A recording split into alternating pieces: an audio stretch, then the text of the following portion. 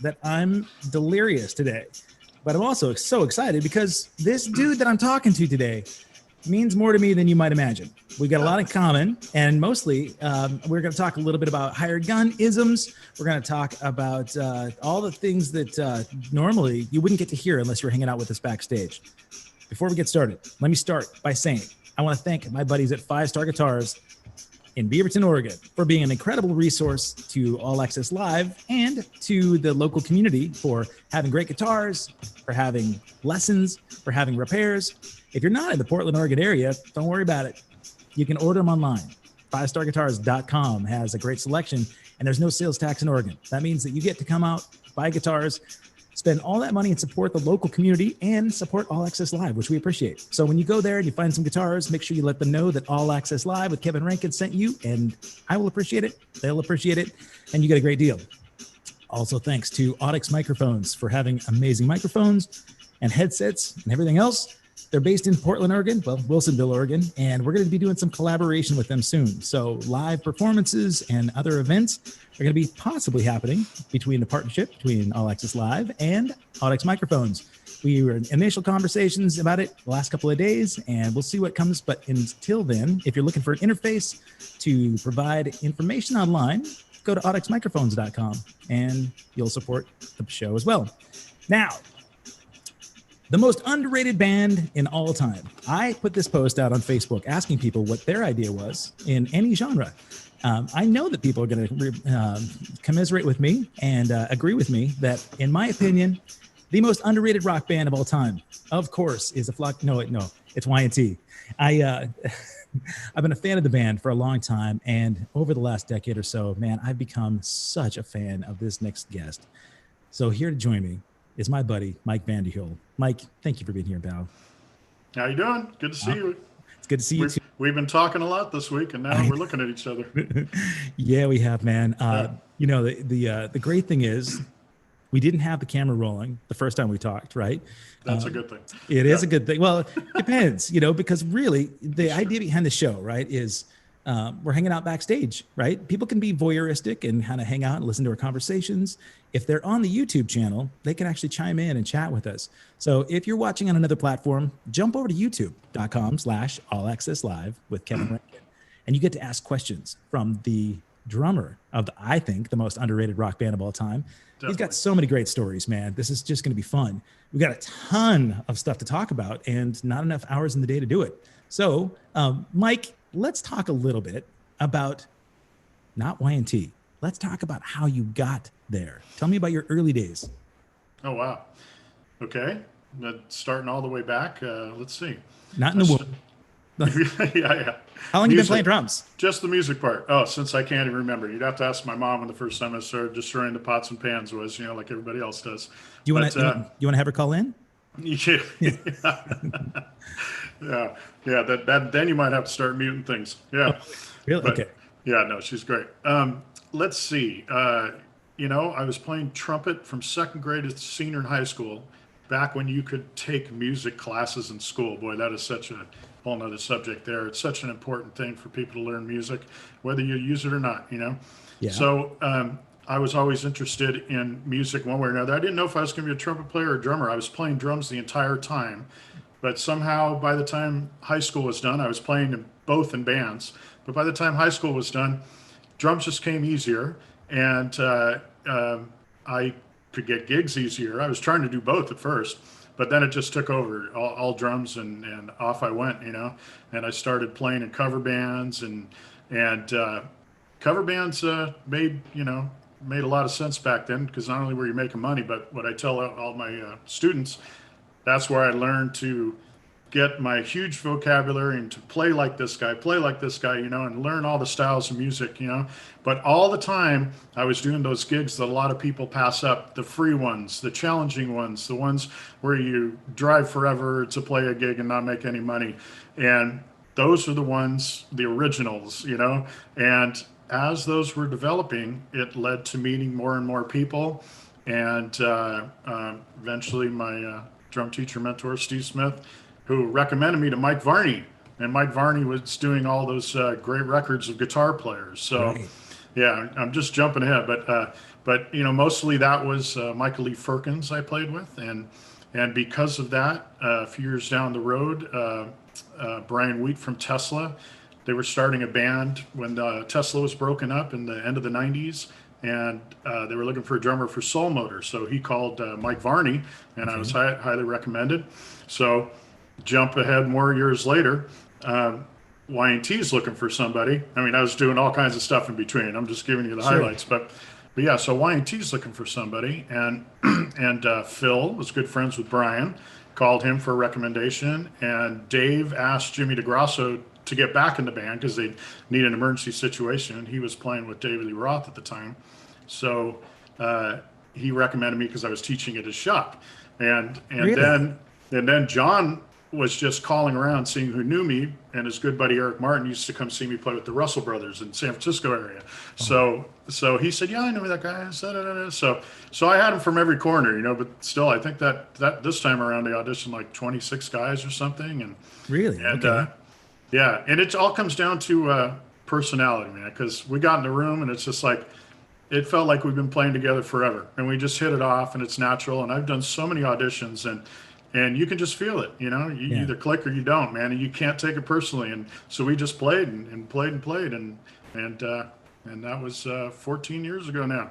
Got the You've gig. been in the band 14 years. Yeah, unbelievable. Yeah, and so you're 27 now. So you were 13 when Yeah, yeah. this is cool. All right, so Steve Smith was the original recommendation for you to get early gigs, and Brian Wheat was the one that actually made the recommendation to get you into the Y&T audition. Yeah, him and Jimmy, I guess. So yeah, Jimmy DeGrasso. So, Okay, yeah. man, it's in about 3 minutes you covered the name dropping of about a dozen different amazing people in this industry, which was awesome. Well, I owe them all a big thanks, man. I wouldn't be here if they didn't believe in me. So. But we talk about it a lot on the show, right? So there's never, I don't believe there's not really luck when it comes to this business. I think so much of it has to do with perseverance and the work that you've done early on. Making the connections is a really important thing. You talked about personality, and that's such a huge part of getting a gig. If you were not a good guy, there's no way you're going to get recommendations from somebody like Steve Smith, right? I mean, there's just no way. The importance of making those relationships important, or making the relationships happen, not burning bridges, being a great hang, all those things you figured out early. So you grew up in the Bay Area, is that right? Oh yeah, definitely. Okay. How did you start studying with Steve Smith? He wasn't just like hanging out in a shop somewhere teaching. Yeah, no, I was just an ambitious young kid, and I hunted him down when I was really young, and I'd go to the things like Journey would play a charity baseball game or something, and I'd find my way, and then eventually he'd be doing clinics and stuff in the area or master classes, and I'd sign up, and eventually he recognizes you. So one day when Journey was had fired him the first time, ugly story as that is in the news, but he was teaching at Gale Music here in Redwood City, and I got a call on my answering machine. I think I still saved the tape from back then, Did you? And, yeah, and it's like, holy cow, really? Yeah. So he said, I got some downtime and I'm teaching, and I thought of you, and yeah. But the first time I ever took a lesson from was at Gale Music when he showed up to take a class he was teaching one day in there. Okay. So I took a lesson from him then, and he remembered me, and actually that was the first time he recommended me for something, which was really nice of him. He always helps out everybody he's working with, So he then called me later, and that was 1992, and I started studying extensively with him, So yeah, and boy, I learned a lot from that, So I'll bet. Had you taken lessons and done some drum education prior to that with in school? You know what? Well, from playing trumpet, I knew how to read really well, and I knew some theory and things like that. So I could teach myself drums, and it was more from we grew up in the era of VHS, so right. Slowing those things down, watching guys, learning everything. And man, what the kids don't have today, it's so easy on YouTube. We used to have to dress up, sneak into a nightclub, and I know half the time the owners of the clubs, they just felt for you because there's no way you look the part, and we'd go in and stand in the back and, you got away with that too, right? Try and see what our favorite cats were playing, So then I just took this avenue of like, well, all my favorite cats went to Berkeley, and I thought about doing the school like that, but the recommendations I was hearing, when Steve and Vinny and John Robinson, Casey Sherrill, all those guys went to Berkeley, guys would come through and pick them up for gigs and take them on the road, and that wasn't happening anymore. Right. And there wasn't much a scene anywhere, maybe LA or something. So everybody was telling it's better get a gig, you can go anywhere you want and everything. But boy, that wasn't working out either. But yeah, so I'm drifting away from the question. But No, yeah, no. I mean, the cool thing is a lot of musicians watch this show, right? The people that are chiming in, most young musicians, I mean, you teach all the time. You've been teaching forever. Most students go to you and they're like, how do I get in a national gig, right? How do I get to be even if it's not a national like band that has recognition, but how can I make a living doing this? I know what my answers would be, but you covered a lot of this, right? Your tenacity to get in touch with Steve and, sort of make yourself present and always like showing up. You're on his radar, right? I know that you're buddies with so many guys that we've talked to. Todd Zuckerman, he talks a lot about relationships, right? And I know he's a huge Steve Smith student and we met. Yeah. Commiseration or compadre. I think over and over and over again, those guys would tell you that you get the fundamentals down, right? I mean, they're such studious drummers that you can see their technique is impeccable, but there's a step beyond. And so when you're talking to your students and they're asking you those questions, like, how do I get a gig like YNT? What's the first thing you tell them? Wow. Okay. Yeah. To bridge that one gap in your last question about studying the fundamentals, first get your shit together, right? So I was like, okay, those guys, they were studying with Gary Chafee and all these guys. This drummer talk here. Right. So I tried to find everything they were doing and asking questions, and I taught myself all this stuff and I watch videos, make sure I had it down. So I had pretty good technique up to that point. So and then learn to groove and all that. We could get into how I developed my groove and stuff like that, and feel and snapping that 2 and 4. Okay, so you got to have that together. You got to have your confidence together, because when the phone rings, that's your in and you got to prove yourself. But that's only they believe in you that you can do the job. So now you got to start doing your homework and you got to live up to it. And that's a never ending progress. But when people ask me questions like that, I just tell them, if you got to ask yourself if you want to make a living doing this, that's the wrong reason to get into it. We all know that, because most of the time it's really tough work, long hours and everything. And as you know, as a drummer and all the practicing, Dave Weckl said this on his interview the other day, and it was a takeaway. It's like sheltering in place. We got this down. We've been doing this all our lives, man. Right. Sit in the room by ourselves, try not to bother anyone. So yeah. So first, be prepared, and then work on your attitude. Yeah. In my younger days, I was, more of an ego, more of a hot shot, and you learn that you got to get along with people and compromise, especially on the road. And that's the whole deal. So when the phone rings, you hopefully have the options. But when you go into that audition, just put everything aside and do your best, because it may not work, it may work, and it has nothing to do with your playing as much as it has to do with how much the other guys want to hang with you on the road. Yep. All right, you guys take notes. You got that? Now, Mike, you just covered something. You talked about when you were younger, you were a hot shot. You had a little bit of an ego. Any humbling moments from those early days that the ego got in the way? Oh, yeah. All right. Want to share? I'm trying to think of some good ones off the top, but man, I can't think of a good story. But well, hold on. I remember one thing. I can just tell you how attitude affects you, and I learned my lesson quick. When I was young, okay, here's a guy. I'll name drop something, but he was more like somebody I looked up to. Randy Jackson, right? Okay, now he's super famous, American Idol judge and all that. Anyways, he was just a bass player in the Bay Area back then, and I'd see him playing with Narda Michael Walden, the Warriors, and all that. Yeah. And then he was playing with Steve Smith's band with Tom Coster leading the band, and they'd all be out back, and Steve and Tom were all famous. Randy would be by himself, and I'd be talking to him, and he gave me the best advice back then, man. He said, take every single gig you can, so you can learn everything, find out what you're good at, find out where and the path will grow on its own. Don't try, just it'll start growing and growing. Okay, back to what you were saying about the attitude, though. I took every single gig, and one of them was awesome band. I was in a house band in a club in San Leandro, south of Oakland. Okay. And it was all R&B and soul and Motown and stuff, and they were a house band. So we played every Wednesday through Sunday, Tuesday through Sunday or something. The 9 to 2 set? to the same people on the same stage, everybody sitting in the same place and everything. I mean, I was still really young, Yeah. and I tried and tried and tried, but that's not for me. And I was ready to kill everybody. They were ready to kill me, and so we just knew it. So it's just like, they said it first because I didn't have the heart to give up gigs, and so they said it, and that was very humbling. So then you learned it, like, wow. You learn the things that develop your attitude because, yeah, I mean, I'd be on stage and I'd get frustrated, and then you start, insulting these great players who are all older than you. It's like it gets bad sometimes. So you learn stuff like that. So patience, tolerance, you learn your place. Yeah. As whatever, quote unquote, hired guns or session guys, not necessarily like band leaders. A lot of guys will say that when you learn your place, you learn, where, as a drummer, you learn about white space, right? You learn about the notes that are not being played.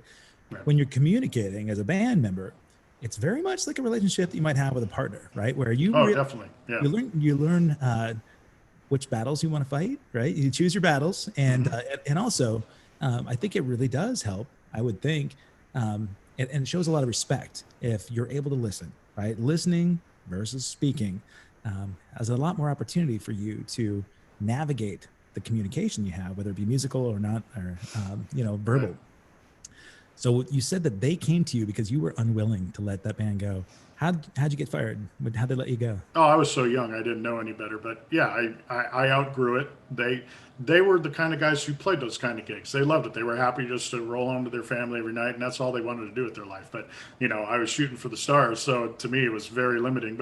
But it was my income and it was all that. So they just said, hey, I don't think it's working out. And they were so supportive. They're like, and the reason it's not, it's obvious. Like, you're not meant for this. You need to move on so you can free yourself. And then I started to be able to do that on my own. I'd be playing gigs and don't hang in there too long. You know when you've done all the gig can do, and if you get stuck in those things and without moving on, then you're not going to get anywhere. So that's an interesting thing. I mean, the humbling moments are really tough to talk about for some people, right? I won't name names, but some of the guys that I've talked to in the past that are real good friends of mine, they've been let go from some of the biggest bands in the world, right? And it's such an ego blow that their identity is all centered around the band they were in. Not necessarily about the type of person they are, what type of drummer they are, but it's all related to the band they're in. Yes. Guys like Todd Zuckerman, of course, he's been in Styx for a long time, but he's developed such an identity online that most drummers, they don't equate him with Styx, really. He's just happens to be in that band, He worked hard to get there. He did that for a lot of years. It wasn't until in the last, 10 years or something that people really noticed him for him. Right. Proud of him, man. Me too. Yeah. It really is a cool thing. Steve Smith, early on, of course, he'd done stuff prior to Journey, but right after his departure, he was known as the Journey guy, right? I mean, that was the thing. He had that identity because it was the biggest band in the world at that point.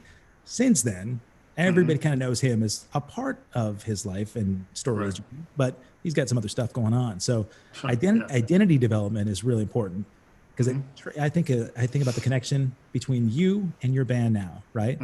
You came in to replace an iconic drummer, an iconic band, and you had your own voice. I didn't get to see Mike Vanderhule prior to his joining Y&T. We became friends to that band, but I was a huge Leonard Hayes fan, right? And I know for sure that you've got some stories about joining that band and having to step into the role of a really iconic drummer. So you want to talk about those early days and how that was an identity crisis? Yeah, well, I've been in and out of so many situations. I never even thought about that for a second. I just did what I'm supposed to do. And it's really funny because even now, if I'm doing an R&B gig or a session or something, people don't know who Y&T is.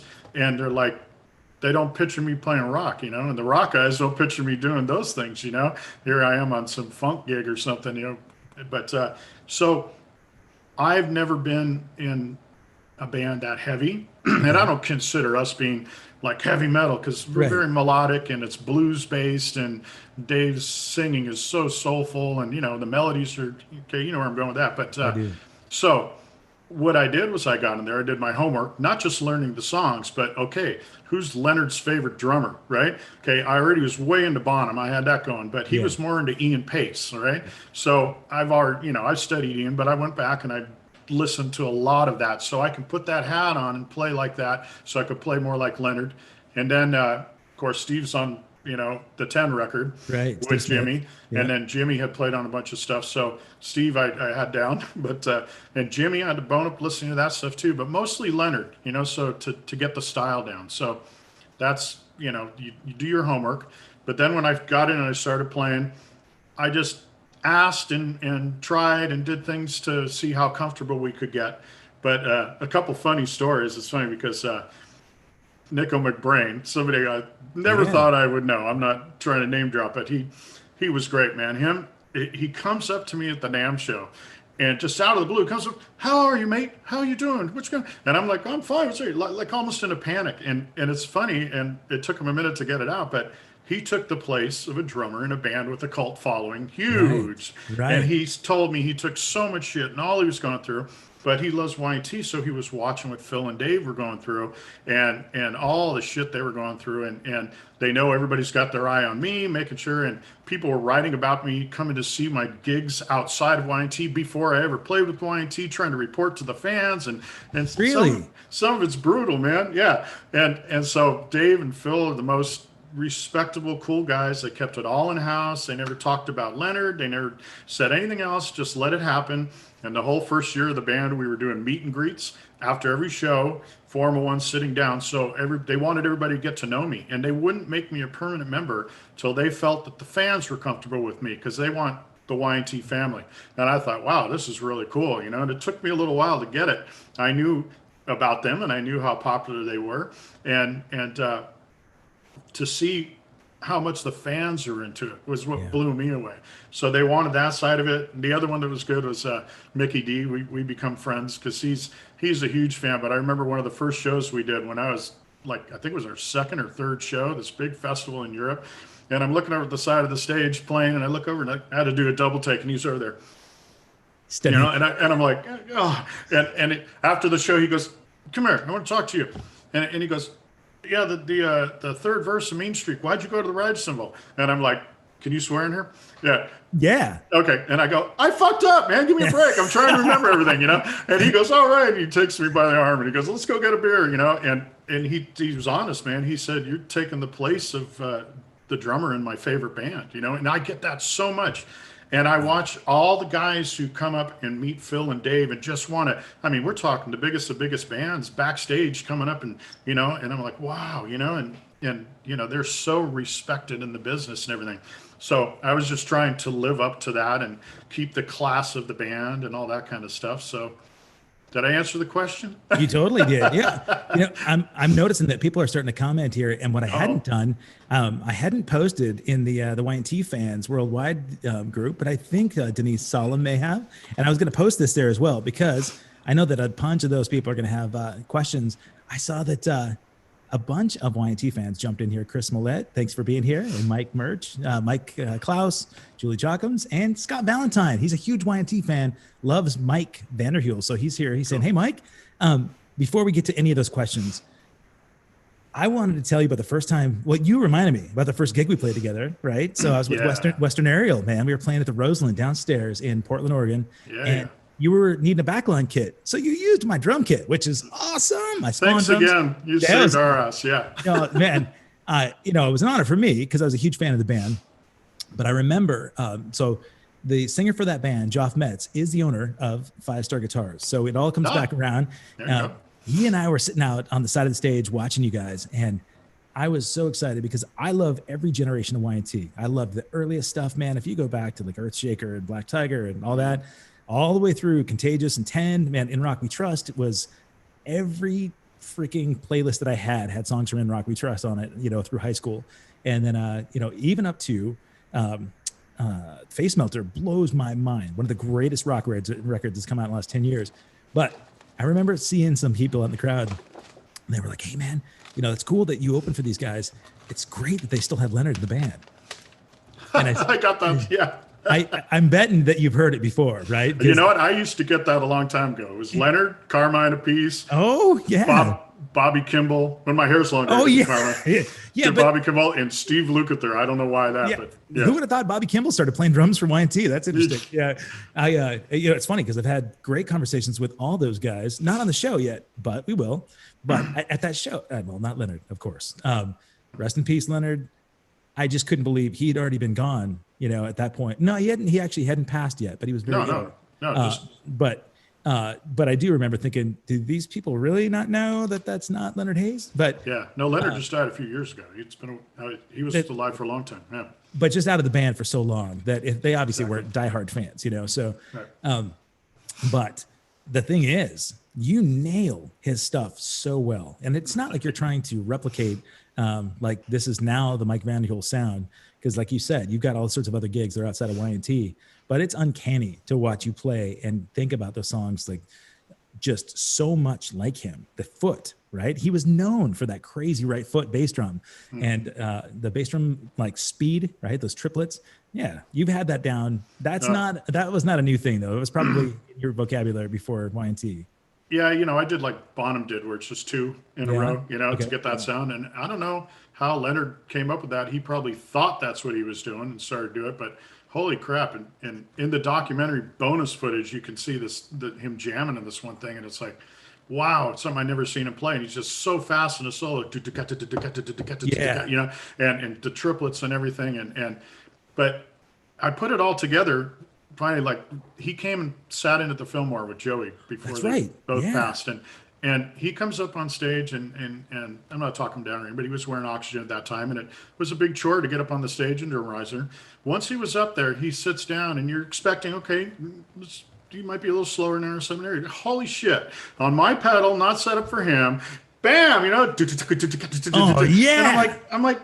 How do you do that? And then in watching and learning, then in an interview in the documentary, which I keep plugging here, he mentions how he's pushing from the leg, like from the knee, like pushing down and everything. And that makes sense, because I always try to do it more ankle and so there, I do a compromise of it. But my shin still hurts to this day. Yeah, I'll bet your calf, your calf muscles are probably wicked though. Oh yeah. You get that just from playing drums anyway, right? But one leg is a lot bigger than the other. But not just that, man. Leonard had this. It was like I tell everybody, it's like the Rolling Stones. Whether or not you think Charlie Watts is a great drummer, which if you don't, you're crazy, because he's got a feel and a sound so recognizable. But Leonard and Y&T had that too. Back in the day when you turned on the radio, and it's not like today's music, especially country music, which some of the drummers are friends and the best players on the planet. Yeah. But except for the vocals, it's the same band. Yeah. It's the same formula. But back in the day when you could turn it on, you knew who Y&T was. And I'm sorry, but Leonard, man, he's responsible for that sound. Yeah. So I'm not here to like try and change the story of the old songs that people want to hear. Through the 80s and stuff, people were into that, having new guys come into the band and the band grows. That's fine when we do new recordings, stuff like that. But even live within the same songs, I get to do my thing and everything. But yeah, Leonard, man, you got to, my advice to anybody taking the place of somebody in a band, you got to honor the sound, man, because that's why you're there. If it weren't for him in the first place, the band would, and I'm certainly there, right? I mean, I'm in the same kind of boat. Flock of Seagulls has been around a lot longer than me, at least in my musical career. And I do get all sorts of people that are so traditional fans of that band that there's a Facebook group that's fans of the original A Flock of Seagulls, right? And so there are some disparaging things about me in there, I know, but that's okay, because once I meet those people, I win them over, and I love it. I welcome them to come to a show, and I say, come out and hang out. If you don't like what we're playing, I'll buy your ticket back. That's fine, but because anybody that meets me in those bands, usually I can just I can say, look, Ali Score, amazing drummer. He was so unique and iconic for that band, and he was the right guy for the band. I just was fortunate to get an opportunity to play with the band now. And I don't take any of it for granted, and it's a great thing to move on from. So now, you just talked. Well, before you move on, I got a story about that too. But first, let me plug you, man. Don't plug me. For everybody listening. Oh, yeah, wow. What kind of show is this? I do have pants on. Yeah. I don't. Anyway, that was your next question. But what's in that bottle? Okay, hold on a second. Wait, do you have a Van Hatten down there waiting for you? Oh no, we'll talk about that in a minute. But we'll save that for after. Yeah, no, that's it's 3:30. It's going to be 7:30 if we start that. Okay. So anyway, man, I got to tell everybody, Kevin's my good friend. That night we met and we were playing together, I watched him. The reason why you and I, I could relate to you on this because you have this feel, man. We must have listened to a lot of the same cats. Your feel is great. You drive the song, feels good. But then you're a great hang, man. If I didn't know you were in a band, I would have still loved you, man. We still have a hang time and have fun. And then I come see you with Flock of Seagulls for the first time, a couple of years ago, you know. Yeah. And man, it was just like, wow, you were just like, I didn't know what to expect. You just fit right in, man. It was great. And Thank you. and the band was happy. They were driving, you know. I hope they treat you well, because if they get rid of you, they're stupid, you know. Oh So no. Thank you, you buddy. need to give this guy more money. So the kids need to learn from you. I should be interviewing you on your attitude and that, because man, you'll get every gig with that attitude, man. That's how it works, man. I really appreciate. You know what? I will say that is exactly how I've gotten the last several gigs that I've had is the attitude. I have friends here who I think are actually watching on this chat who have asked me early on when we in our friendships as drummers, they'd say like, "Man, come on, like, how are you getting these gigs?" And one of them said, "You know, like, dude, you're not that great a drummer. How you get the gig?" Oh, wow. I said, "Well, because I don't act like Really? that." Yeah, I don't act like that. That's the thing. You know, I said, I'm not Steve Smith. I'm not. I mean, I had to sub for Missing Persons, buddy. So walking on that stage, everybody's expecting Terry Bozzio, right? And Wow. dude, I'm not Terry. And I told Dale that when I came into the gig. Yeah. And of course, she wanted a drum solo, and I've not played solos in years, man. I'm just not that guy anymore, you know. Yeah. And it's a tough thing because last year I hope I don't get off on this, but this is really fun. As a drummer, you know, watching other bands that you're touring with too, you're just drawn to watch the drummer regardless, man. If the band is amazing, you know, you're still stuck watching the drummer. We tour with Missing Persons a lot. And the guy that's played primarily the drummer in the band is Andy Sinise. I don't know if you know Andy, great drummer. How long's he been with them? A little while, but he's Frankie Valli is his normal gig, right? Oh, awesome! Yeah. They call him Handsome Sinise because he's got beautiful long flowing locks, and he's a great player, of course. I think he's a Berkeley guy as well. Okay. And but last year we played in San Diego, and I share a lot of this on Facebook Live. A lot of this was on my channel, right? And I have great memories of playing with the band. Spring Session M, that Missing Persons record, one of my favorite records, right? Right. And so I had to get out there, and I'm filming, doing, you know, Destination Unknown and Walking in LA. And I'm filming Andy, and I'm watching the guys in the band. And out of the corner of my eye, I'm watching this guy. We're playing at Humphreys by the Bay in San Diego. If you play that gig, you know it's a beautiful venue. Really expensive seats up front, kind of like, you know, at Saratoga where you came to. Yeah. Those seats right up front they're spendy, right? You know, it's at least $200-300 to get those front 2 or 3 rows. And whoever spent that money was so pissed off that this is not Terry Bozzio playing drums. So he's up, he runs to the front. He's in the second row, and his girlfriend or wife or whatever is trying to pull him back. And he's pointing at the drummer, and he's like doing the slashing thing. Oh, wow. He's doing the fills. And when Andy didn't play him, just like Terry, he's screaming at him and cussing. And I was laughing so hard because I was shooting Facebook Live thinking, this poor dude spent whatever, $200-300 in those seats. He's crushed the 3 or 4 songs that Missing Persons is playing on the set is not exactly like the record. And I thought, this dude just ruined his vibe. I mean, the 80s thing is all about fun and, you know, getting loose, and his girlfriend or wife is pulling him back. And it was making him more mad that I'm laughing at him, you know? And so then I got up with Flock, and I was watching him because I was thinking, there's no way he's going to know all these original parts in the drums and Flock of Seagulls. And thankfully he'd either had Valium or something. He was subdued. He just sat there. So, you know, props to the people that can just flow with it, even if it's not the original, and just relax and have fun with it. Right. You were telling, go ahead. I'm sorry. Well, I was just going to say, I wanted to get into the documentary, but you tell me. Okay. Yeah. I got to tell you a story along those lines. You said about trying to win fans over. We had a good one. We were playing in Z7 in Switzerland. And there's this diehard Leonard Hayes fan. And all of a sudden we hear this at the merch booth. This was back when Jill was selling the merch herself. You just hear this bam, and everybody looks up, you know, and he was this big guy, and she told him the news. She's like, "Where's Leonard?" And he didn't know that Leonard got fired, so she told him, and he's not playing on the gig anymore. And he smacked the table. He was all pissed off and everything. So word gets back to me, and this was like, I think it was my first year. So I played dumb because I could walk through the crowd at that point. Nobody knew who I was. Yeah. And I played dumb, and I went up to Jill and asked, and she pointed the guy out. So I walked up to him, and I just started, you know, talking about Leonard and how cool he was, and we were talking drums and shop, and I'm like, yeah, man, you know, the band's not going to, you know, try and move on, and we're going to, you know, they love Leonard too, and on and on and on. It's like, you should give the band a chance or whatever. And this was, we talked for like a half hour just about life and drumming and everything, and we started a friendship. So now I'm like, yeah, I got to go, man. I'll see you in a little while. You're going to come up front. I'll try and find you. That's what I said, So I start playing up on stage, and the next thing I know, I see him like, yeah, and thank God, because he probably would have killed me if he found out. But super nice guy. So every time we came through town, he'd come up and see us now. And yeah, poor guy passed away a few years ago. Oh, But and man. they made sure they came to the show and told us and everything, all his friends, because it meant everything to him. Yeah. So yeah, that was fun times, man.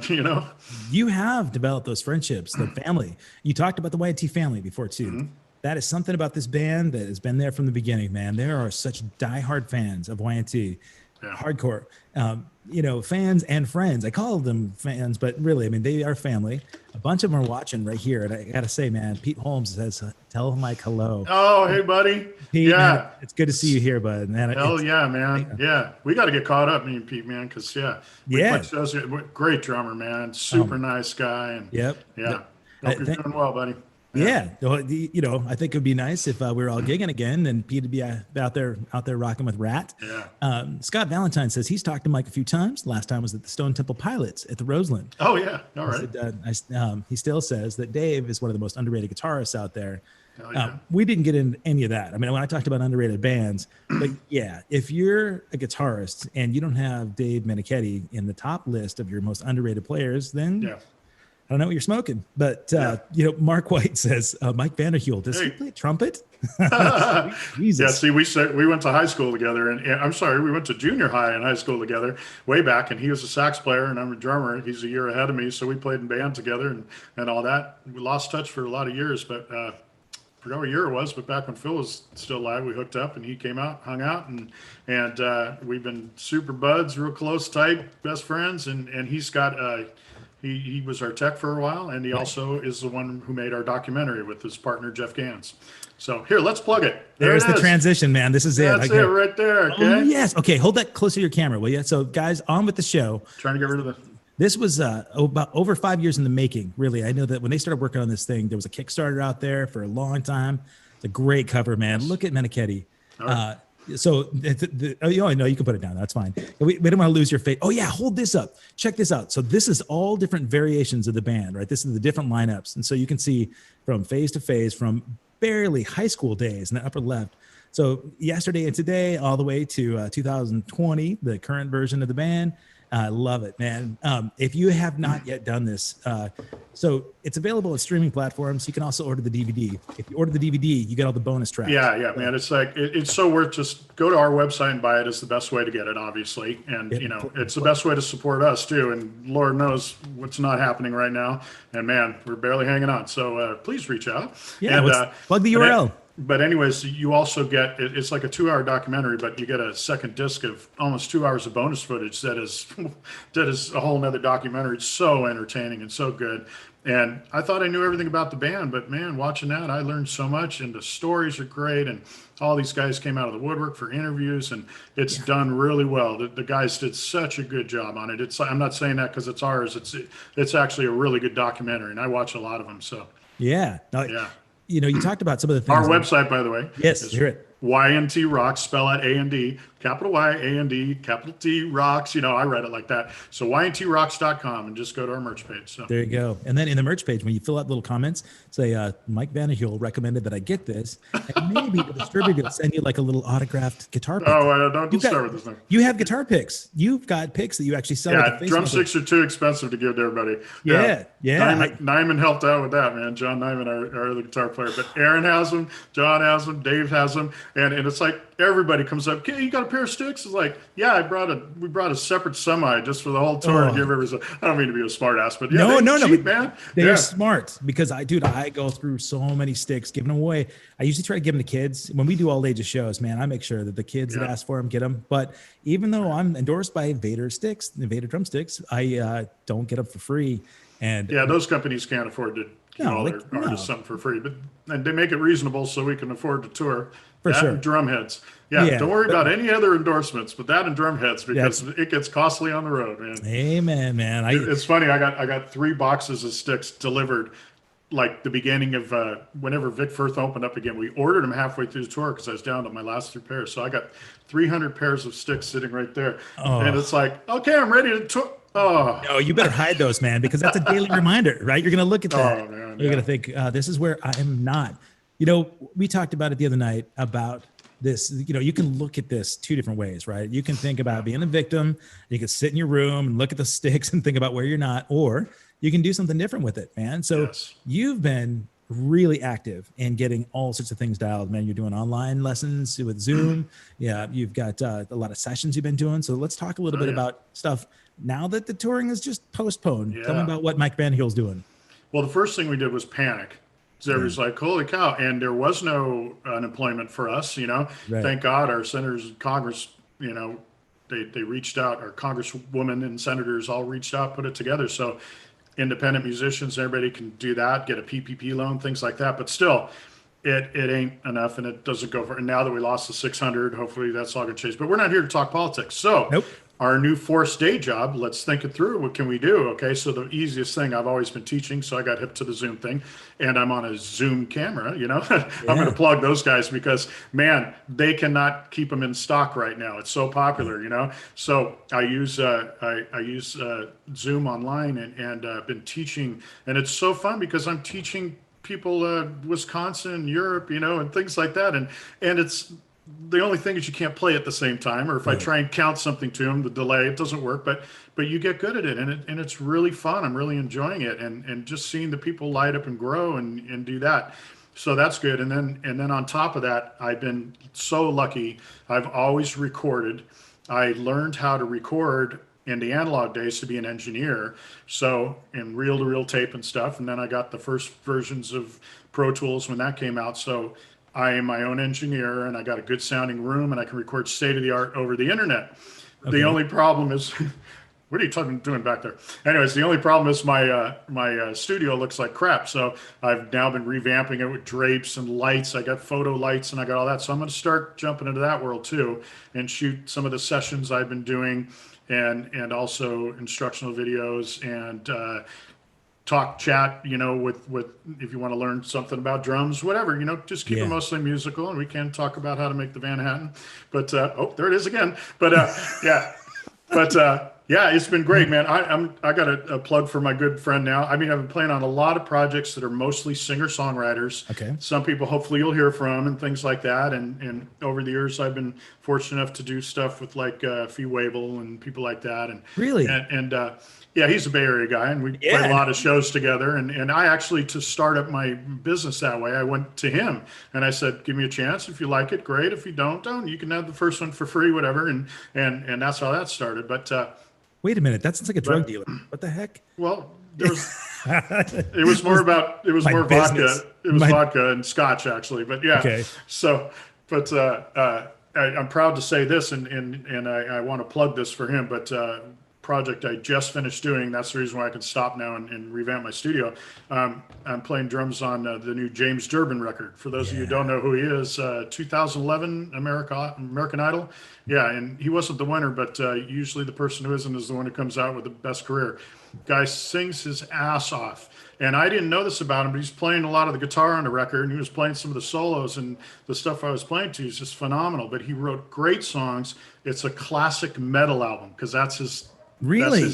He loves that stuff. So again, doing my homework, it sounds like early Judas Priest. It sounds like Dio. It sounds like all that stuff. So it was really fun. A lot of heavy stuff, a lot of bass and double bass. So hopefully I'll get to make some videos in my studio playing along with them so everybody can see what we're doing. But the other guy in the rhythm section is Barry Sparks, bass player. I don't know if you're hip to him. Played with Yngwie, UFO. I'm drawing a blank. Help me out here. Well, the fans are going to jump in a second. Oh, Ted Nugent. Yeah, all that stuff. Right. Anyway, so yeah. And for a shameless plug, and I'm only doing this because work is really slow right now. If you need tracks on your songs, or you want some online lessons, or even what I tell people about my lessons is if you want advice on the road, you want career advice like we're talking about right now, or or any information, mostly musical, talk about the drinks and stuff, but everything's at MikeVanderhule.com, and there's the Yeah. spelling right under my face right there. So MikeVanderhule.com. So sorry for the shameless plug, but No, man, dude, you know. if I played piano or guitar, I can do an online show and everybody be happy, and I can put up a PayPal. But what can drummers do? Hey, there's a few guys doing things. So I'll get to that point. Let's But let's hey, talk about that. yeah, speaking of that, Yeah. we were talking about this the other night, and I want to give some advice to everybody what you can do. And I'm telling all the bands this, because everybody from the big national acts to the guys cover bands, rehearsing in the studios next door to mine, and put out your songs, put out videos right now, because people are going to the internet to see their music, and they're not looking for specific bands. If they find something they like, they're going to watch it. So the Right. playing field is leveled, right? And you're going to get a following. It's going to help you. You're going to play to way more people than you ever would if you go down to the local bar and try and, push your songs onto somebody unknown. Right. Okay, so there's that aspect of it. And then right now, man, in YT, there's some talk about doing this. And we'll come out with something, hopefully an unplugged show or a full volume show somewhere, but it's got to be right. And we want Dave to be safe, Yep. because, he's got that voice of gold. And if you get something in your lungs, so there's that. But you can play to more people right now than you can in an entire 6 or 7 week tour, and in 1 hour, and you can go home and sleep in your own bed, which is crazy. So all bands, this is going to be the new thing for a while. So make it fun. Yeah. And do it. So yeah, I saw we were talking about the baked potato in LA. They've been having a series of concerts down there, and my friend was mixing them, and he told me they sold, Steve Gadd Band played, they sold 8,000 tickets at $20 a head. That's $160,000 to help out that club. So Right. see, there's ways you musicians to make a living still. So get to the new norm and do your best, but just like you're saying, like you're doing, man. Okay, everybody, Kevin is the hardest working man in show business. Tell him how many shows and how many days you've done. I couldn't Buddy. believe it. Yeah, no, your episode number 103. I think I started this in April, so it's about 4 months or so. I think Wow. maybe out of 110 days, I've done 103 episodes. So, Yeah.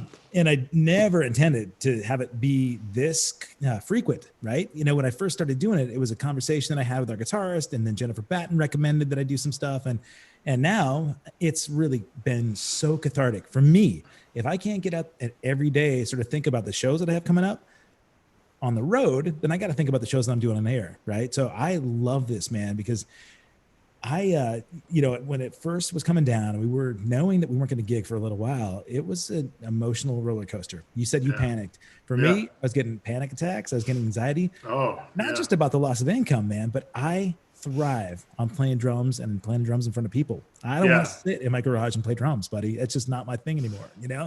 And I need it. I vibe off of people's energy, right? So, and I miss my bandmates. And you talked about A Flock of Seagulls, and I think at the time you saw us, man, the band had just started to gel. The guitarist had only been in the band a little bit of time.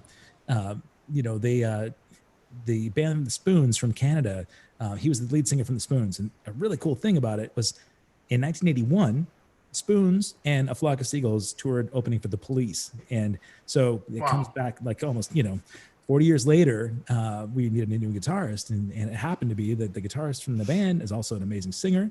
And so we got this dual package. It was awesome. By the time we toured together for a couple of years, man, this last summer on tour, we had so many shows back to back to back, and then we're driving everywhere, right? So we did Europe, and we did all over the States and Canada. By the end of the tour, we got really solid as players, but also as people in the family, Yeah. And you get it, man. I mean, when you watch Y&T, when you guys are on stage, folks, if you haven't seen Y&T, I don't know that there's anybody on here that has not seen this band live, but it is such a combination of exhilaration and euphoric sort of vibe, because the energy in the band is huge. Nobody would know that Dave is over 45 years old, right? The dude has this constitution of a 20-year-old. His voice hasn't missed a step. No, it's better. It's incredible, better. man. Yeah. And he's figured out the way to master his voice at that age. And this is not me kissing your ass.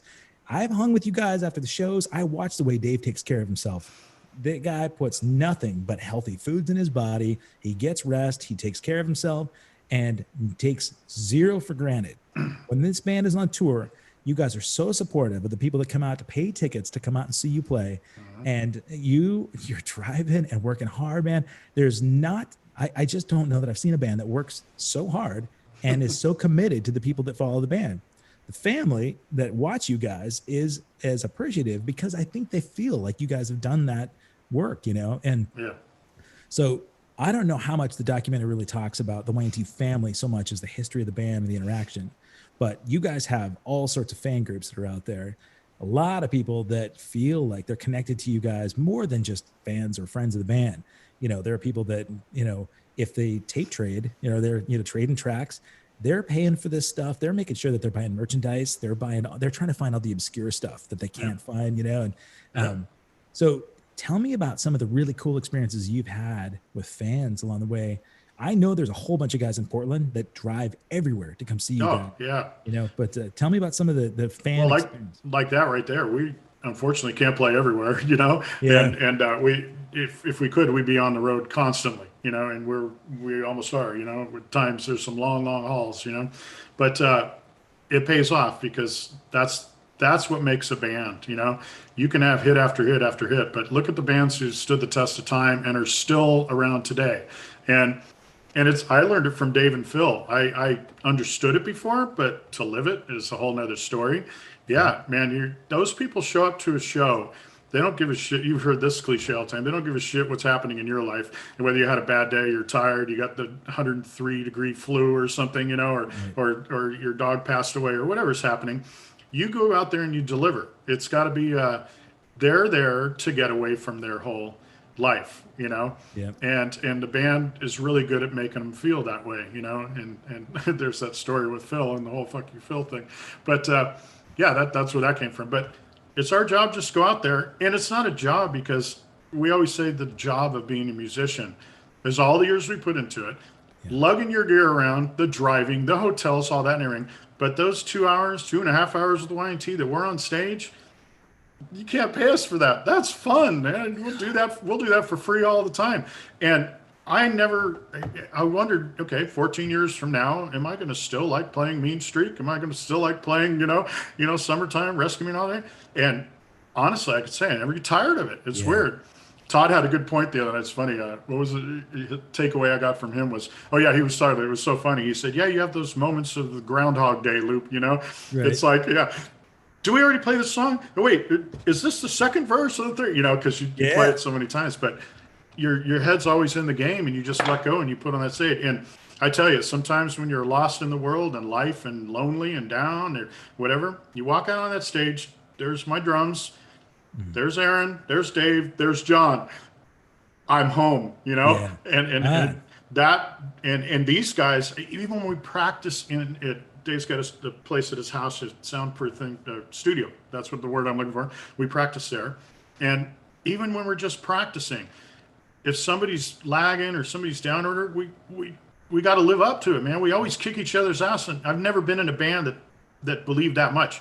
And we can't let each other down, man. Show up learning your parts and get your head in the game and we kick ass, man. And I'll put our band up against any band out there. I'm not talking like technical everything, but our show, our songs, and then we got the secret weapon, Dave Manichetti. It's like, everybody in the band is great at their part, and our backgrounds, we're singing better than ever. I never thought I'd be doing that, but Dave, the singers don't know he's a great guitar player. The guitar players don't know he's a great singer, but when you're there in person and you see it all together, it's like, wow. So, we're here to support the song and him and live up to it, So. I'm glad you bring that up, man. This is okay.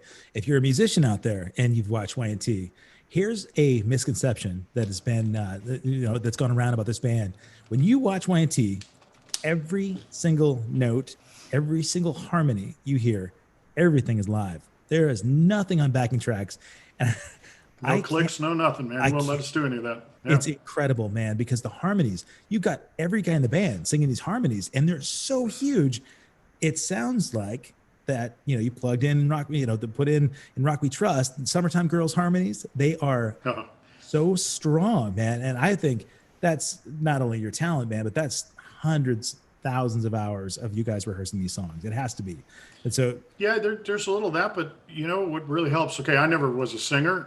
I got good pitch and everything, but my range is I haven't developed the lead thing or anything, and I never really sang in bands because I was always in these bands with great singers and 4 or 5 front people singing. You know how that is. And so Phil was the one who threw the microphone in front of me because we were all singing in the car on a trip one day, you know, and so there I was. But Dave has this magical sense. He'll listen to us and he'll go, "Hey, John, sing this part, Mike sang it. Why don't you guys switch?" And since I'm not a singer, I have no ego in that way at all. And we yeah, try it, and he's really, "Okay, you sound better on that part. You sound better." And he knows how to rehearse us. And seriously, we don't put a whole bunch of time into it. We go over the songs a couple times before we take them on tour. Some of them are more work than others, so we'll work them at sound check. But it has a lot to do with him being our quote unquote like vocal coach organizer, you know. yeah, he's a music director. And then yeah, but you listen to him and you watch him singing and stuff, and I've learned a lot. And a lot of, not the super high stuff, Aaron does those with some falsetto, but all the high real voice stuff, Yeah, I'm singing with him, and holy shit, you know. And I'm not blowing my horn. I mean, I'm not really good at it, and I'll admit that right now. I'm a drummer, so to learn, when I first got at Y&T, it kicked my ass, just the physical side of it. But to learn how to sing high and hold out those notes and play at the same time was a whole breathing and all that. And then lately, I was talking to another drummer about this. I started to get really bad pains up in my arm because I'm bashing on the cymbal and I'm singing, and I find myself like my arm getting numb at night in bed on tour and stuff. So I really have to learn how to breathe, relax, work on my technique, you know. And I called up Steve, and he doesn't really sing. I go, "But what do you think?" And he's helping me with it and everything. And the guys to talk to that about are like Dean Castronovo, you know, he gave me some advice on that. Guys like that, and you just got to learn how to totally relaxing it. But anyways, yeah, so watching Dave, you learn a lot about, because he doesn't sing hard, he doesn't kill it, he takes care of his voice.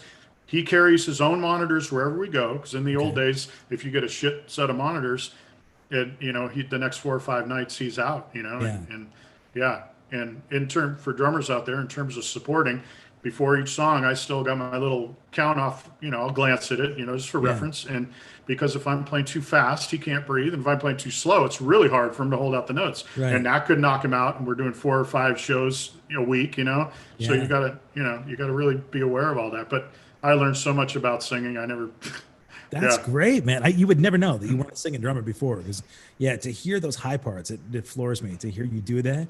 And Yeah. Well, Aaron's singing the super high stuff because he's really good at falsetto. But but I'm doing more before, like the doubling and Dave's parts, you know, when he jumps off yeah, and scats, you know.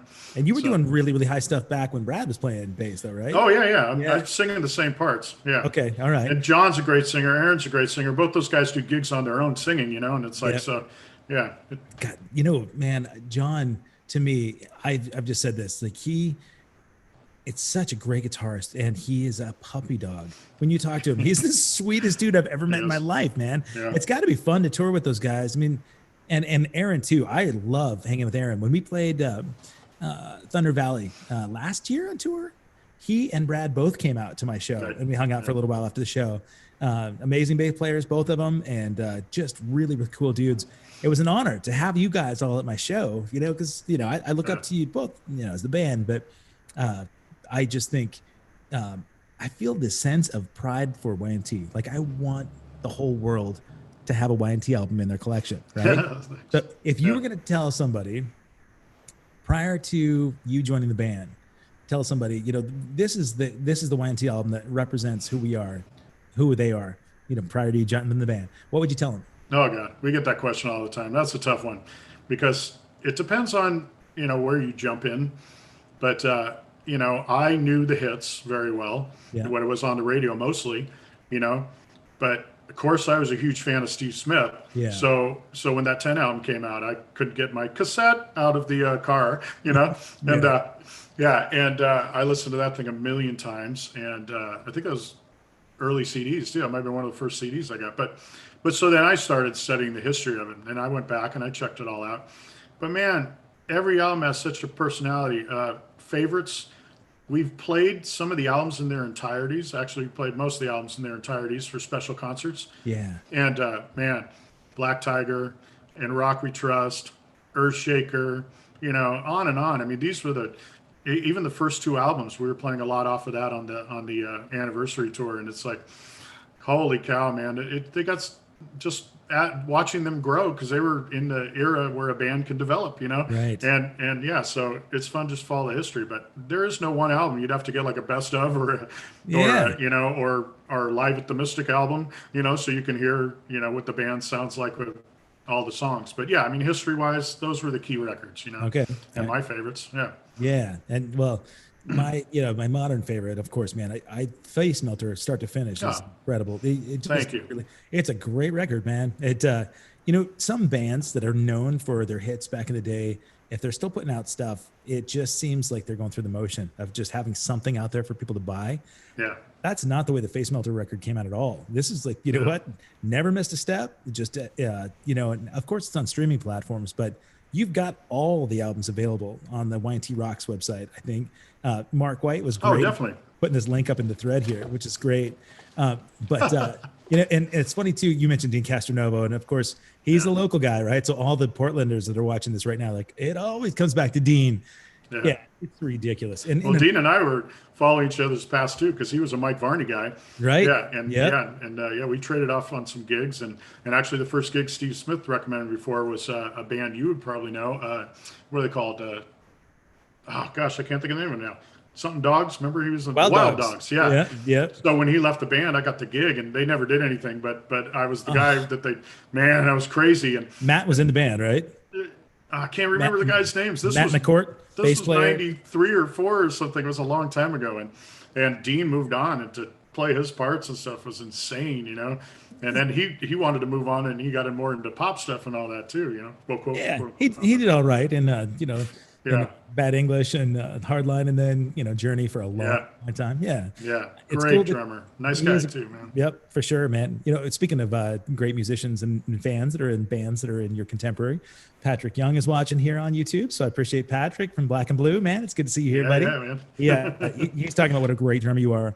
Thanks. We love those guys on the cruise all the time, man. It's always fun to see them. I need to come and just hang on the cruise. If I'm not playing in these bands, on the Monsters of Rock cruises, I need to be there because I'm always doing the 80s cruise stuff, right? I'm doing the pop stuff, but heavy metal was my moniker, man. You're talking my language all the time. You're doing our cruises. There's no shuffleboard. There's you know what I mean? It's Can I tell you like that. It's a floating rock concert. Yeah. I had to tell you a funny story about the 80s cruise, and this is probably TMI and irrelevant to you, but I think it's hilarious that we were out. We did this great tour with on the cruise. It was like the bands that blew me away that I did not expect. Like was incredible. Oh band. yeah, always been. Richard Marx was on the gig, and Huey Lewis was on the gig, and we were on the gig, and a bunch of other bands, from the era. I was hanging out. I'm part of this recovery group, right, that gets together, and so I was on the cruise. And it's, kind of quiet. Like, this 80s cruise is a party, man. And there are people that are back in their 80s, all the hair and the bikinis and all this kind of stuff. But I was needing a little bit of space from my community support group, if you know what I mean. So I'm down at the water level, and this group of a handful of people, a lot of the bands had people there as part of the group. And this old couple walks in. This lady pushes this guy in a wheelchair in. And I'm like, wow. I'm surprised to see them on this cruise. It was kind of interesting. So people go around, they kind of share their stories, and they talk about what's going on with them and maybe some struggles they're having with being around all the, the fraternizing. And it gets to them, and they're like, what is this group all about? And I said, hey, yeah, we're hanging, talking about our lives. And the guy, he said, this is crazy. People in bikinis playing Twister on this. And they were booked because their booking agent put them together as an 80s cruise. They're in their 80s, and they're out going to the Caribbean, blown away by all the debauchery happening. And these poor people are stuck in the middle of nowhere on this boat. And then they're around these people that are talking about, their struggles. And I could tell but they stayed because, we got to Puerto Rico, and a lot of bands jumped off at that point, right? They flew home. Sure. But this dude was having so much fun. His wife is pushing him around, like watching the Twister games with girls in bikinis. And I just thought it was hilarious. But be careful when you're booking your cruises.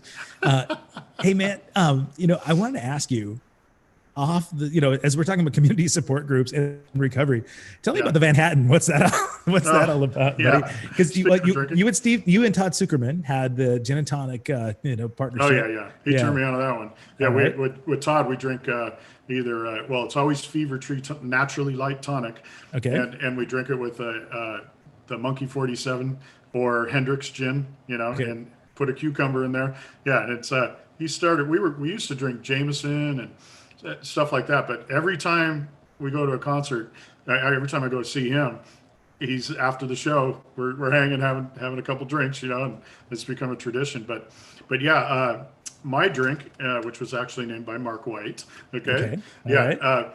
I was on a kick of Manhattans for a while, right? Yeah. And so, which consists of good bourbon, and then you got your sweet vermouth, little cherry juice, and it's got to be the Luxardo cherries. And I use Woodford Reserve bitters, cherry bitters, right?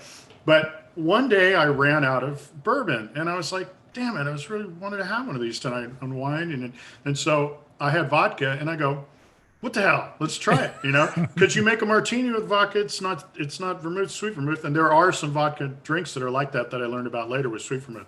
But I just substituted vodka, and I did learn that a lighter sweet vermouth works better than a big rich sugary one. So I just used the cheap Gallo one that's like $3.99 at Safeway or wherever. But Economy like, drinking tips with Mike Vanderhule. yes, I mean this is way more important than learning how to play a paradiddle or something. Right. So yeah. And anyways, so it's about 3/4 vodka, and that's probably what's in here. Cheers. Actually. But anyway, so you shake it all up, and it's very light and very fresh. But the name came from Mark. It's like, hey, you're using vodka, and your last name's Vanderhule, so it became the Van Hatten. So thank you, Mark. And so it's funny because a few of the bars around the world where we tour, and the neighborhood bars, they actually started like making them, and one of them even put it up on the menu.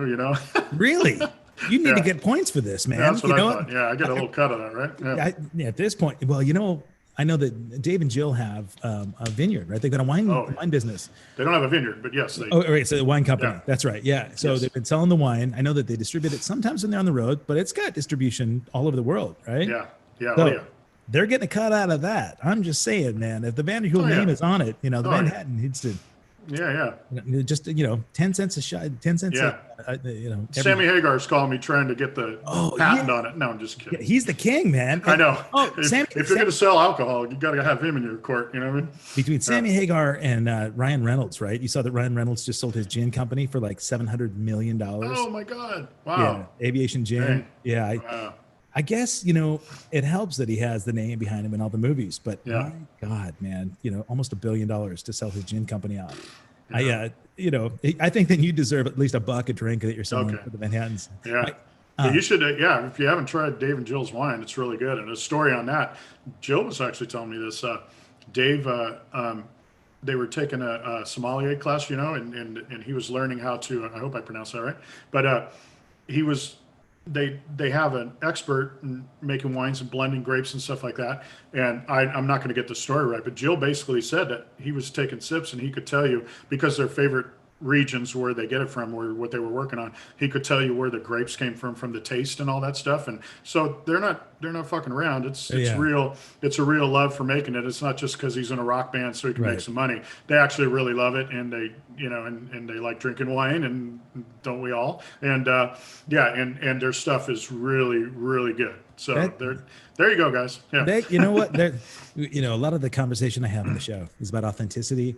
Everything about them is authentic. One of my favorite and treasured memories, after you and I got to know each other, and we were hanging a lot after shows, and a lot of times it's just shooting the shit, man. We somehow get caught up in some really silly stuff, but watching those guys after the show, they're really protective of their space. I know that his voice is sorry, my dog's gonna bark in a second. So awesome. But he's really protective of his voice and the relationships that he kind of keeps right after the show. So I felt honored, to be hanging out with you guys after a couple of these shows, especially last time you were in town. At the hotel, but talking to them about their life in and outside the band. They are just focused all the time on making sure that they're really protective of the fans, the after hours meet and greet thing was a big conversation we had. Oh, yeah. Because so many bands are out there, then they're selling crazy expensive meet and greet packages. And you guys, for a long time, I remember talking to Jill about this. She wanted to make sure that the fans could still have some sort of experience, whether it be coming to a sound check or doing after hours, but they would get something.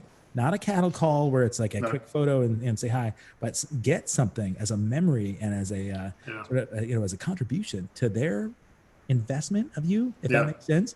And so those are the conversations we'd have after the show. We're just substantial, not just like, hey man, we're partying, we just conquered the world and now we're kicking ass. It was, how can we make this better? Which was amazing, man. At this point in this time and age, so when you guys get together, is that kind of how it is in the road too? Are you planning and plotting on ways to well, the 80s are over, so the partying craziness isn't there, so you find something else to do. Yeah. No, I don't know, man. I see a lot of partying in other bands I play with. It's just No, we went through a phase of that too, but we're all getting older, and for reasons we could talk about in a whole nother episode, we can't drink like we did, and most of Y&T ain't drinking much anymore. Yeah. So pretty much all of us. So in terms of the hangs, when Dave is when he doesn't have a show the next day is when you'll catch him and have a drink or so, because that's one of the things for his voice. Absolutely no drinking, don't eat stuff that gives you heartburn and all that stuff. And if we got a show the next day, you ain't going to see him. It's 8 hours of sleep. Jill books a tour, so there's 8 hours of sleep. And what's funny is we all take turns driving. We used to. Dave loves to drive. And so the last 2 tours, unless we're in England, we have our buddy driving because of the whole left-hand side. I mean, Dave's great at it too, but we need extra people too. But he drives the whole dang thing. So he's got to have good rest, and we'll time it so we can get to town so you can have a quick nap before we do the show and all that. And man, it's so far. Here's a good story. When you play these festivals, you show up at the hotel and all the bands are staying there, right. and the next day the show starts and everything. So we're all in a room, all the musicians are hanging, and pretty soon some singer starts asking Dave how he takes care of his voice. And that's usually when Dave's standing up about ready to go to bed. And he's like, man, I always got to get 8 hours of sleep. Speaking of which, guys, I got a show tomorrow, but that's the most important thing, 8 hours of sleep. Next thing you know, bass players, guitars, drummers, and we're the only ones left in the bar. Every singer's like, oh God, I better, they're all feeling guilty. And he shames them into getting good rest. That's good, man. Yeah. And he makes us feel guilty too, because and he's absolutely right. Because he's like, hey guys, man, you're singing on stage too, man. And, it's like, oh, okay, sorry. Yeah, you're right. But we're all, as long as we're on top of our game and do everything right, I've never seen you have an off day. I mean, I'm sure it happens. We all have them. I was just thinking about one experience. You're talking about funny stories, and I had not gathered the video for this, but you know where I'm going with this, man. You talk about a rough experience on stage. Yeah. Guys, if you're a drummer out there and you've had whatever mechanical failure or whatever sort of accident on stage, you may not have had one as painful or I guess, I mean, really, you were on camera. You had the camera behind you. So my Zoom camera. Why don't you tell the story, and I'm going to see if I can find the clip. Is that right? Yeah. It's on my Facebook page, but it would be in January. It's like the end of January. But actually, no, I didn't put it up till later, maybe mid-February. I'm going to look and you tell the story. How's that? Yeah, that's fine. Okay. But this was the second time I really hurt myself. So, the first time I didn't know how much I'd be playing, but we'll get into that one later. But yeah, we were playing off of 10. God, I can't think of what song it was. But anyways, first night of the U.S. tour in Vegas, and I go for the fill, and a freak thing. I mean, I got good technique. I don't break sticks, but on the tom of anything, I hit the rim. And the stick shattered just right and spun so fast and right smack in the middle of my right eye. And everything just, it hurt. It went black. Water was pouring out of it. And I just tried to, and I'm going right then and there. I was like, well, that's it. I'm only going to have one eye for the rest of my life. That's what it felt like. And it wasn't going away. And I didn't want to tell anybody on stage, because then it's like, oh, should we stop? Should we do that? I mean, it's like, well, I got to, because I could still play. Don't worry about it. And I'm looking over, and Jill, a couple people told her, and Jill came over inside, and she got me a ice and a towel. and I kept trying to hold it between songs. I turn around, just do this for a little while and everything. But man, I the whole time I'm playing, so it was awful. But it took till about an hour or so after the show before my vision was really coming back, and still it was blurry for a couple days. So I get home, flew in before we took off to the rest of the tour. I had a couple days down, so I came home and I went to Costco. It was the only eye doctor I could get in like that, and the lady was really cool. Tests everything, was good. She goes, "I want to do one more test and test more of the back of your eye and all that." And then she pulls me into the room. She goes, she closes the door. She writes down 2 numbers. She goes, "I want you to go out the parking lot right now and call one of these numbers and see them today, and don't waste any time." I'm like, "Oh my God, what's wrong with me?" Yeah, so I go to this doctor, lives right around the corner, the first guy who could take me, and he's looking at it, and he showed me the X-ray, and there's a hole in the back of my retina, right? and he goes, "The good news is you can see fine." He goes, "The bad news is it's a hole, so it could tear, and later down the road or in life, who knows when it happened, if it becomes a tear retina, you're blind, and it's very difficult to fix that." So he goes, "The best thing you could do is laser fix it right now." And I remember from all my friends who wear glasses and they get the laser work done, I always thought that's the worst, torture, having your eye open and a laser pointing at it. It's like, and here I am. Really? I'm saying yes to this? Yeah. So he couldn't do it for about 2 hours. So I had to go home and sit there and just think about it. I'm like, oh my God. But thank God it was right away. And I went down and did it. And it was funny. Didn't prop it open or anything. He's holding the laser. He's looking in my eye and he says, "Look over that way." And he said, "Whatever you do, don't look at me. When I'm talking to you, people have the tendency to look at the person they're talking to. Don't." He goes, "I have a good track record and I don't want to ruin it today." I'm like, wow.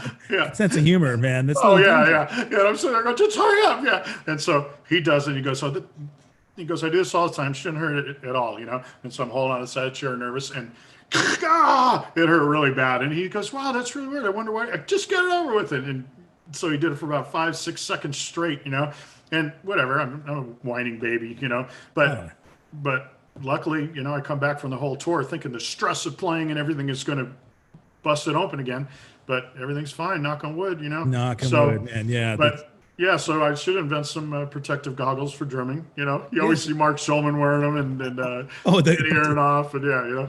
So Mark, the deal about Mark's glasses actually. So he's got a custom deal for these custom glasses. Where the frames are actually made out of shells from drums. So yeah, it's pretty cool. But we can talk about that. We can talk about that on his show. Yeah. But I found the video. So should we show people damaging your eye? Yeah, go ahead. Check this out. Here we go, folks. Hang on. If you're squeamish, you better look away. All righty. Here we go. Let me make sure I can get the audio on it too. And there you go.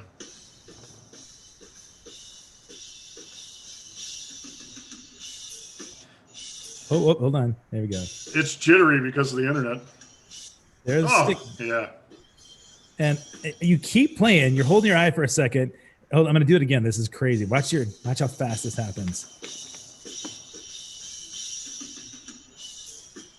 Oh, ouch. Do you see what I ended up doing? You reach over with your left hand to replace the stick, which is nuts. And check it out. We go into a pattern where you play one ding ding ding, an offbeat. And somehow, just from years of playing, I don't even remember it happening. I reach down and grab the stick, and I'm playing that pattern left-handed, go back, and it's everything. And all I'm thinking about is like, oh fuck, what happened? I can't believe it. You didn't even. You know how it is. It's autopilot, man. You just. Yeah, but you know what? I mean, I've done some damage, but we pop your knuckle on a rim or something like that. Yeah. I've hit myself in the eye before with a stick, but not with a sharp end where I'm tearing retinas. Yeah. That's pretty impressive, man. Yeah, it was the tip actually. Went straight in, man. God, man, it's fortunate. You're lucky, man. It could have been, but now you just have a good story about it, and that'll be part of the Mike Vanderhule documentary. Yeah. Right? More stories. Yeah. I want to say. As we wrap this thing up, man, there are a whole bunch of resources that I wanted to point people towards. Of course, we want to go to winetearocks.com because you can get the documentary there. You can get all the records there. You can get, there's a bunch of collectible memorabilia there too that you can get autographed and sent to you. The documentary On With the Show is there with a couple of different versions. Is that right? No, just the one we saw with the bonus footage. Well, there was, yeah, there it is. There was the special one actually that you guys had for the Kickstarter campaign, right? That had like the all that came. Yeah, that comes with special bonus footage stuff. That's only for them. It's done. Yeah. Okay. All right. Cool. So sorry guys, if you see it on eBay out there, snatch it up because it's got really cool extra stuff. Yeah. Well, it's not a physical thing either. We just gave them a link to stuff, so you won't see it. Well, but like the pics, the little case that had yesterday and today on one side. Oh, you're talking about the rewards. Oh, Yeah, yeah. yeah, Those yeah. were all special too. Nothing that you could get. Things are changing. We have other drum heads and things like that, but whatever. Okay. Yeah. That's cool. And then the MikeVanderhule.com site Yes. actually has that. That's where you can get, you can sign up for lessons. You can get all the other project information that you've got going on. Yes. There are plenty of And people out if you there. need drumming on your song or project, Yeah. please. Yeah. That's what I love to do. What's the dream gig? If you could get a session, if somebody were to, you're to pick up the phone, any artist, past or present, who would you want to get a call from? Wow. Well, of course, all the greatest, man. Yeah. It's not Oh, like not a flock of not like seagulls. Sting or Brian Adams or Journey. All my favorite bigger bands when I was younger. Todd's already got the Styx gig. And there's a bunch of harder rock bands. So, and I don't know if Led Zeppelin's going to need a drummer anytime soon, but that would be fun. And but Yeah. anything, dude. I play a lot of country stuff, which is a blast. And Yeah. the stuff you get calls for, and I get prog rock stuff, which is really fun. And that's when you got to discuss your fee because it's just one song, man. Oh yeah, it's 14 minutes long, and it goes through this, and Right. and what time signature now, and every bar is different, and it's like, yeah. So, I love it. Anything, it's so fun just to be creative and create in the studio, and I love it. And I can record state of the art over the internet, so I'll give you good sounds, Yeah, man, So- he's the Pro Tools expert. This guy, So here's the thing: if you go to MikeVanderhule.com, hit him up in the contact form. He's going to respond back to you. This guy right now, it's not because he has plenty of time, but he's one of those guys that's just really engaged and involved with people that are connected to him.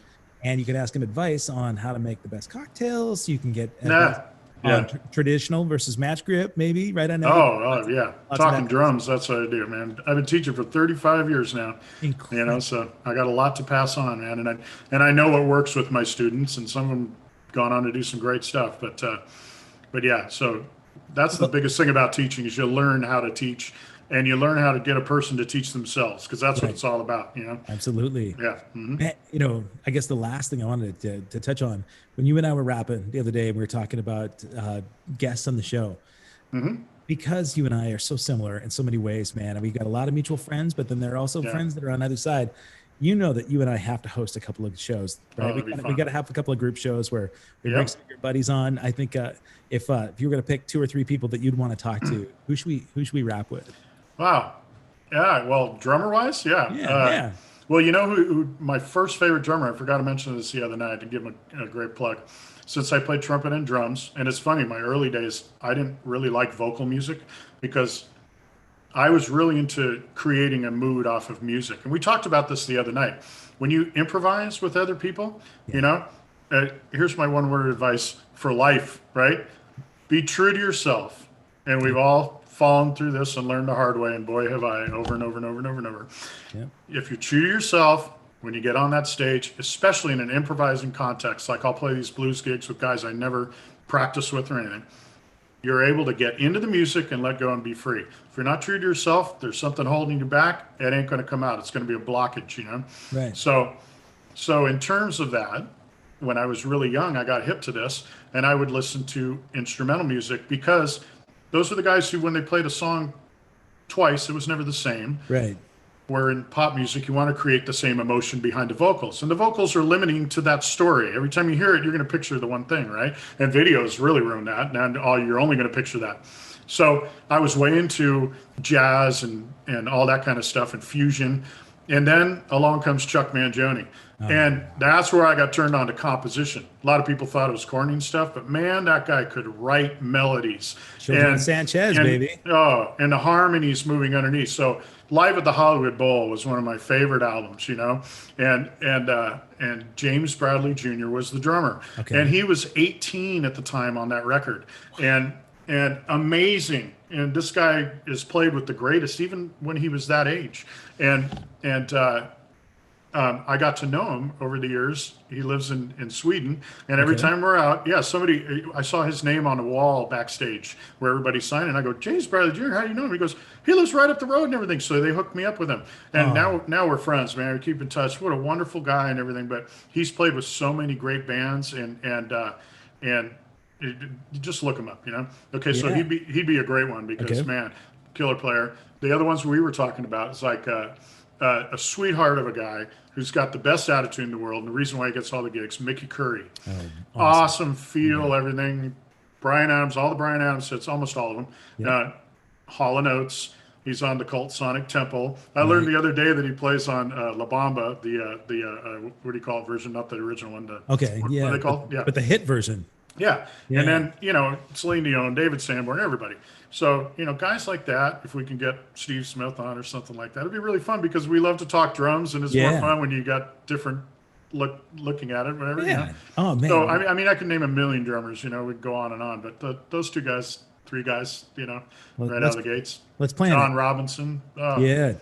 Man, yeah, another guy like, like Aronoff, are there any oh, records that they haven't played on? yeah. So you made a Yeah. joke about it the other day. What was it that you Oh, said? somebody told me that, man. Yeah, at the NAMM show, man. It's like you watch him and just watch him in life. That guy is the king of networking. Right. Nobody tops him. He Right. plays with everybody all the time. I mean, I'll see him in LA one time playing live somewhere, and then the next night he's on the Kennedy Center Honors, and, Right. and not even the next night. It's like it wasn't even 24 hours, and he's rehearsed with them and done it. Right. When Todd was having his baby, and him and his wife, he got Kenny to sub for him, and I went to the gig just to see how good he was at doing this. Yeah. And not only did he play all the songs closer to the record, Yeah. not like the inside jokes you develop with a band over time musically, Right. but he did so much to learn how the songs end, retard, and all that. Really? The band never even looked at him. He's playing and slowing down, playing all the endings, and I was just so blown away, man. It's like, no wonder the guy gets all the gigs. He really does his homework, studies, writes everything out by hand himself, Right. and does all that. But yeah, my friend told me, he goes, don't worry, he can only play one gig at a time. Right. So as long as Kenny can't be everywhere. If he's on stage playing, you got a chance at another gig, right? Oh my God. But I love leave it to Kenny. He's going to find a way to do that too. It's true, man. I know there's probably a Kenny clone out there that he's been working on for a while. So he can I already think there is. The stuff he does is impossible. It's fun. I loved Yeah. talking to him on the show, and he actually, he wanted to come on for a part 2 because I had to cut him off. But yeah, we'll have him on that part 2 as well. So we'll get you, me, Mickey Curry, Todd Zuckerman again because he wants to do it again, and we'll get Kenny and Steve Smith. We'll just rock that. It'd be fun to do a round table, man. Whoever we can get, I think it'd be awesome. Yeah, and the lower level players too, and just see what's happening. All the guys we know, get Pete on here, get everybody. We'll talk shop, man. You know what, Pete? We did a part 1 and part 2 with Pete too, and he, as I said, man, I mean, not only is he a smoking drummer, but just an incredible spirit. I love that guy, dude, and I felt like we got closer just in the conversations we had on the conversation here on All Access Live. Because a lot of times, man, when we're hanging out, he and I are hanging out, or even you and I, we only get a small window, man. You're in town for a few hours. We get to hang before the show or after the show. You're off to the next gig. That's the same thing for me. A lot of times you guys come through and I'm not even in town because I'm gigging. And so we have to find another city to grow in to join up in. So I think it was really special for me with that Pete conversation. And I think any of these guys would be fun to just wrap with again. Oh yeah. We need an escape. It's been cathartic, fun, inspiring. And it can only be laughs and good tears. Oh, I got to say too that something I didn't even expect out of this. It's like the hardest part about this whole thing for us is we don't get to perform. Yeah. It's great to play on records. It's great to create and make videos, but playing, man. But we're doing something live right now, and we have an audience, and it's like, wow, it's almost feeding that, and this feels really good, man. It does. Anytime, man. And well, this is not the last time you're going to see Kevin and Mike on this camera. Oh yeah, Scott Valentine, my buddy here, he's a big Y&T fan. You've seen him a lot of times. He brought up Tony Snow, who, if you know Tony, he plays with Dramarama. He's I know who he is. Yeah, great drummer, man, and a really, really sweetheart of a guy too. We've got a bank of about 1 million drummers that we could have to. Oh yeah. But oh my gosh, Melinda Hall, nice to see you here from Illinois. And Mike Klaus, he said that he's feeling for you and the damage that you put in your eyes. So I told you guys, it's not fun to watch, but I'm glad that Hey, you're the first time I broke my wrist, my left wrist, that's a whole nother story. Don't worry. Yeah, That's in the documentary. playing one-handed. So Yeah. get the documentary on with the show. Check it out. If it will support the band if you buy the DVD. But you can also And T-shirts and anything. Man, it's like merchandise. That's our only income right now. Yeah. Because we can't sell songs anymore. Spotify and all those guys ruined it. So That's buy it. music from the artists, people. I'm telling you, not just because I am one, but you're just making billionaires more billionaires. That's You know. right. We don't want to do that. Let's support the band. So go to MikeVanderhule.com, book your sessions, book your lessons. Go to yntrocks.com and get your on with the show stuff. Maybe Mark White will throw in an extra pair of underwear or something for you. And man, Wow. well, you're not wearing any now, right? So because Mark's got yours. But anyway, thank you so much, Mike. Oh, I don't know. You just cut out for a minute. I didn't hear what you said. I said, I'm sure. I'm kidding. Yeah. We're talking about Mark White having your underwear again. Hey, listen. Wow, I almost finished all my vodka. Yeah. Back to the Van Hatten for you. Yeah. Mike Vanderhule. Yeah. I love you, brother. Oh, I love you too, man. It's amazing. It's just a good time, man. We're going to rock. Yeah. And Denise Sal is laughing as I talk about your underwear. If you're watching this on any of the Facebook groups, I really do hope that you can go to my YouTube channel, www.youtube.com/allaccesslive with Kevin Rankin. You can see this interview in its entirety. You can watch the chat that you may have partaken in, but you can also look at the archives where there are 102 other episodes of really fun bands, great musicians, great people in the industry. If you're an MTV generation person, you had a fun conversation with Downtown Julie Brown. You'll find Ellen Hunter on there with me. So many bands, so many musicians, and a lot of other visionaries that aren't even in the industry. So, and you subscribe. And you're very good at it, and it's very entertaining. Everyone I've seen. Thank you, man. Man. God, I really enjoy it. That's why I'm here. Thank you. Thank you so much. So Mike Vanderhule, I love you, folks. Subscribe to the channel. Go to Mike's site. Go to the YT site. And then come back here again tomorrow, 3 o'clock, All Access Live with Kevin Rankin. All right. Thank you, buddy. Thank you, everyone. Have a great one. Now it's time to shake up your cocktail. Yeah. Take care, everyone.